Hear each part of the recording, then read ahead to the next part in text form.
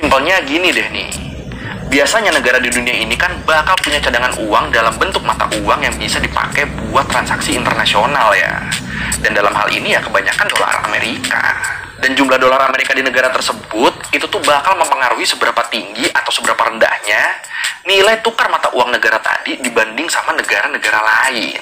Nah, lu kebayang gak deh nantinya nih, kalau mata uang khusus negara anggota BRICS ini nih udah dirilis, mereka nggak bakal pakai lagi tuh dolar sebagai cadangan devisa. Enggak tuh, udah nggak bakal begitu. Indonesia didorong untuk segera bergabung dalam keanggotaan BRICS. Hal ini disampaikan oleh pengamat militer dan pertahanan Koni Rahakundini Bakri. Koni melihat kondisi dunia saat ini memerlukan keseimbangan dari aspek pertahanan, keamanan, dan ekonomi. Urgensi Indonesia untuk bergabung ke BRICS adalah suatu keharusan. Koni mengatakan, Indonesia perlu mempererat hubungan dengan BRICS untuk memperkuat perekonomian. Sebelumnya, Indonesia sudah pernah disebut sebagai calon anggota BRICS. Indonesia dinilai memiliki potensi bergabung dalam KTT BRICS oleh kantor berita Xinhua pada saat KTT BRICS tahun 2017. BRICS merupakan akronim dari 5 negara berkembang, yakni Brasil, Rusia, India, Cina, dan Afrika Selatan. Kelima anggota BRICS berpotensi untuk menjadi penggerak terbesar ekonomi dunia pada tahun 2050 mendatang. BRICS dibentuk untuk mengimbangi dominasi ekonomi dari Barat yang didominasi Amerika Serikat. Halo rekan-rekan semuanya, apa kabar kalian semua? Semoga selalu dalam keadaan sehat walafiat, dilancarkan segala macam urusan dan aktivitasnya. Dan di sini saya akan kembali ya menginformasikan tentang salah satu informasi yang cukup mantap sekali berkaitan dengan pergerakan perkembangan ekonomi dunia. Salah satunya rekan-rekan tadi sudah mendengarkan tentang daripada mata uang baru, yaitu dari 5 negara yang bernama BRICS, yaitu gabungan daripada Brasil, kemudian Rusia, kemudian India, Cina, dan yang satunya adalah Afrika Selatan. Nah, itu adalah salah satu 5 negara yang mendominasi atau 5 negara pertama ya yang mendukung daripada penciptaan mata uang baru, yaitu BRICS yang memiliki underlying emas. Kemudian Indonesia juga akan masuk atau mendaftarkan diri menjadi anggota BRICS beserta dengan 40 negara yang lainnya. Dan di sini untuk daripada BRICS sendiri memang digadang-gadang akan bisa menyaingi atau setidaknya itu sebagai poros tengah dalam hal mata uang ekonomi global, dan juga bisa mengurangi dominasi daripada Amerika Serikat ya, atau dominasi US dollar. Nah, di sini admin membuka daripada saluran kompas.com ya untuk melakukan semacam reaction ya. Nah, di sini rekan-rekan juga bisa mendengarkan. Nah, di sini ini ada lebih dari 40 negara yang berminat untuk bergabung menjadi anggota BRICS. Sebanyak 22 negara disebut sudah mengajukan permohonan resmi. Pada selatan untuk BRICS, Anil Soklal mengatakan ada beberapa negara yang sudah menyatakan minat untuk bergabung dengan BRICS. Mereka adalah Argentina, Uni Emirat Arab, Aljazair, Mesir, Bahrain, dan Indonesia. Sedangkan laporan dari surat kabar bisnis standar baru-baru ini mengatakan KTT BRICS yang akan dilaksanakan pada 22 sampai 24 Agustus mendatang akan menerima 5 anggota baru. Surat kabar India mengatakan kelima negara itu adalah Argentina, Mesir, Indonesia, Uni Emirat Arab, dan Arab Saudi.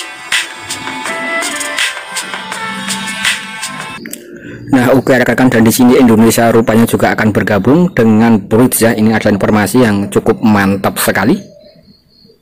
Yang mana di sini Indonesia itu juga bisa dikatakan sebagai salah satu negara berkembang ya, yang mana di sini juga akan menuju ke arah negara maju, karena untuk potensi daripada Indonesia ini juga sangat terbuka lebar sekali. Artinya di sini Indonesia juga memiliki peran ya terhadap pergerakan mata uang ekonomi secara global.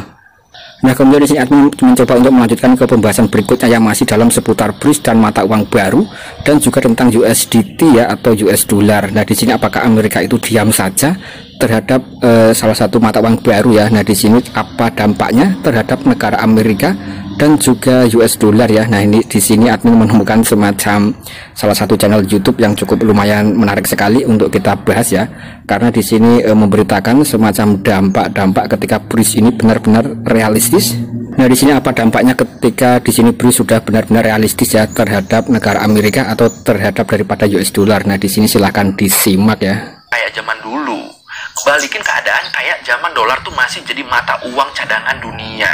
However, it's a fact that if we stop being the world reserve currency, every single person in America gets significantly poor overnight. Bersamanya belum. Kalau lu belakangan ini ngikutin berita, mau di TV ataupun di sosmed, gue yakin lu pasti sempat denger nih, kalau nilai dolar tuh lagi turun. Khususnya kalau di kita ya terhadap mata uang kita, terhadap rupiah. Dan ternyata pas gue cek-cek lagi, penurunan nilai dolar ini tuh ada hubungannya sama BRICS. Ada hubungannya sama aliansi negara-negara yang lagi bikin kebijakan buat ngurangin ketergantungan mereka sama dolar. Waduh, ini kan gawat banget berarti ya. Buat Amerika, gawatnya buat Amerika. Jadi ya udah kalau gitu, mohon izin buat memanfaatkan celah konten nih. Ayo langsung aja kita bahas aliansi negara-negara BRICS. Negara-negara mana aja sih sebenarnya yang ikutan nih? Nah, di sini apakah aliansi daripada BRICS itu benar-benar bisa menghancurkan daripada USDT ya? Nah, di sini adalah semacam pembahasan yang cukup menarik sekali dan juga berkaitan dengan proyek cryptocurrency yaitu Pi Network yang digadang-gadang akan menjadi salah satu mata uang digital baru ya secara global, dan itu juga berasal dari negara Amerika. Nah, silahkan langsung disimak saja. Semua nih udah banyak yang tahu tentang BRICS ini, ya minimal pernah denger lah. Jadi BRICS atau yang awalnya namanya BRIC nggak pakai S, mereka ini adalah kelompok kerjasama ekonomi negara-negara berkembang teratas di dunia. Nah, nama BRICS sendiri ini tuh singkatan dari Brazil, Rusia, India, Cina. BRIC, BRIC. Awalnya mereka doang nih, 4 negara ini nih, terus nyusul ikutan juga Afrika Selatan. Baru tuh di situ namanya jadi BRICS. Brazil, Rusia, India, China, sama South Africa.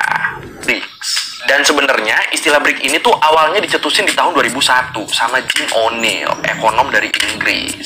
Waktu itu Jim O'Neill ini ngelihat ada 4 negara berkembang yang punya potensi ekonomi bagus, dan diprediksi di tahun 2050 nanti mereka nih bakal nyaingin ekonomi negara-negara maju yang masuk anggota G7.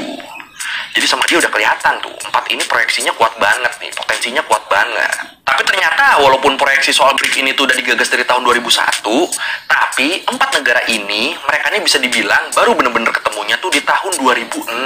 Waktu itu Menteri Luar Negeri masing-masing negara ini nih, mereka nih ngadain pertemuan di sela-sela rapat PBB. Dan pertemuan mereka ini kemudian ngasilin kesepakatan KTT BRIC pertama. Dan KTT pertamanya ini sendiri akhirnya digelar di tahun 2009 di Rusia.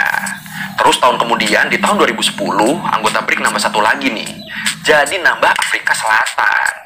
Dan disitulah namanya berubah dari BRIC jadi BRICS. Nah, oke rekan-rekan, dan itu tadi adalah sejarah singkat tentang terbentuknya BRICS, yang mana di sini untuk BRICS sendiri juga digagas oleh daripada Jim O'Neill ya. Nah, ini juga bisa dikatakan dari negara Inggris. Kemudian di sini adalah 4 negara yang memiliki potensi ekonomi bagus. Kemudian ini baru bisa terrealisasi ya. Nah, di situ pada tahun 2001 itu sudah ada gagasan untuk membuat BRICS. Kemudian pada tahun 2006 itu juga sempat mengadakan pertemuan 4 negara yang pertama. Kemudian 2010 anggota baru yaitu adalah South Africa atau Afrika Selatan, maka namanya menjadi BRICS. Nah, itu adalah salah satu sejarah singkat tentang BRICS. Nah, kita coba lihat lagi. And their economic reach to the African continent, so they invited South Africa to join their fold. Kalau menurut Forbes, kenapa BRICS ini dalam perkembangannya tuh bisa berpengaruh banget di ekonomi global?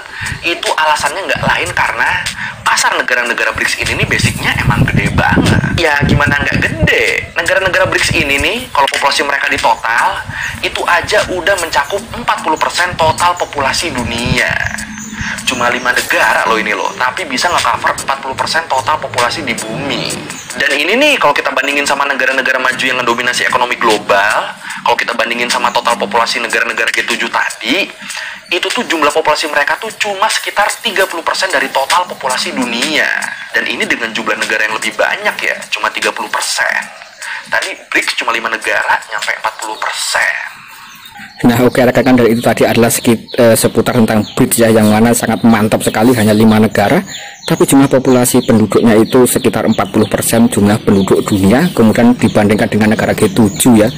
Nah, itu untuk G7 sendiri negaranya itu kalau di total sekitar 30% populasi dunia, maka tidak heran ketika terjadi realistis ya tentang daripada BRICS. Nah, itu juga bisa membuat semacam poros baru ya tentang daripada dominasi ekonomi secara global. Nah, di sini sangat mantap sekali kalau kita bahas tentang BRICS. Dan BRICS sendiri ini juga bisa dikatakan bergerak dalam sistem blockchain ya. Nanti rekan-rekan juga bisa melihat BRICS cuma 5 negara nyampe 40%. Gila ya BRICS ya. Makanya pantas ya Jim O'Neill dulu sampai bilang kalau aliansi BRICS ini nih bakal bisa nyalip dominasinya G7. Ya potensinya emang ada soalnya loh.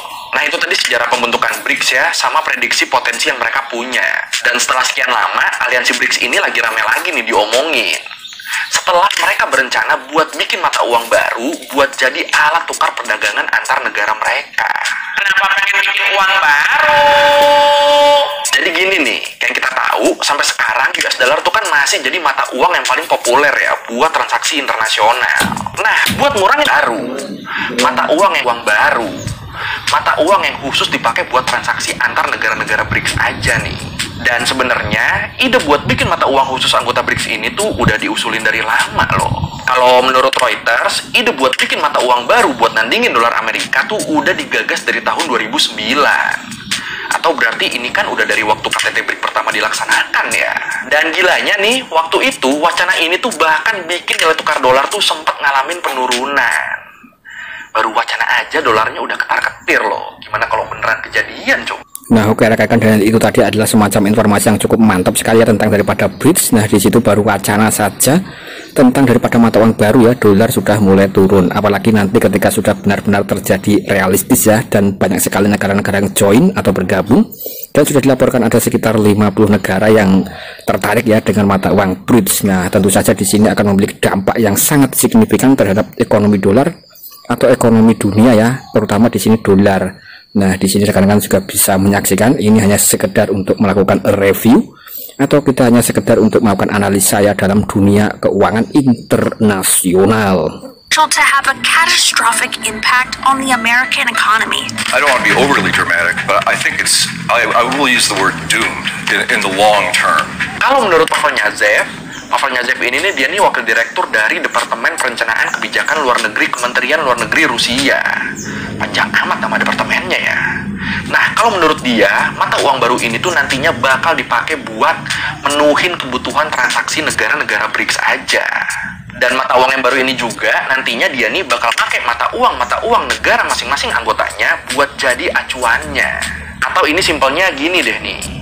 Biasanya negara di dunia ini kan bakal punya cadangan uang dalam bentuk mata uang yang bisa dipakai buat transaksi internasional ya.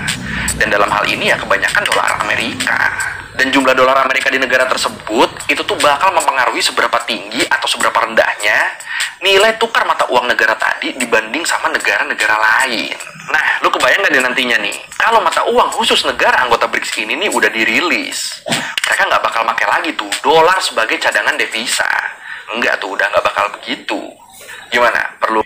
Nah oke rekan-rekan, itu tadi adalah dampak-dampaknya ketika memang realistis ya daripada BRICS, ketika memang realistis untuk meluncurkan mata uang baru. Nah di sini apakah nanti benar-benar dolar itu bisa ketar-ketir ya, atau dolar itu akan turun dan lain sebagainya. Nah ini tentu saja bisa menjadi semacam informasi yang cukup mantap sekali ya. Dan juga ada celah-celah peluang bagi Binetwork untuk menuju atau menjadi salah satu mata uang cryptocurrency yang paling banyak digunakan di dunia. Nah mungkin kurang lebih seperti itu ya kalau kita lihat sisi daripada Binetwork Coin. Mereka aja udah nggak ada tuh di situ Amerika ikut ngerasain manfaatnya, nggak ada. Oh iya, tambahan dikit nih. Menurut beberapa sumber, rencananya mata uang BRICS ini juga bakal jadi mata uang digital yang nerapin sistem blockchain. Ini buat yang main kripto harusnya udah nggak asing ya sama istilah blockchain ini ya. Jadi dengan nerapin sistem blockchain, dipercaya transaksi antar negara BRICS ini nantinya bakal jadi lebih cepat, lebih aman, dan lebih murah.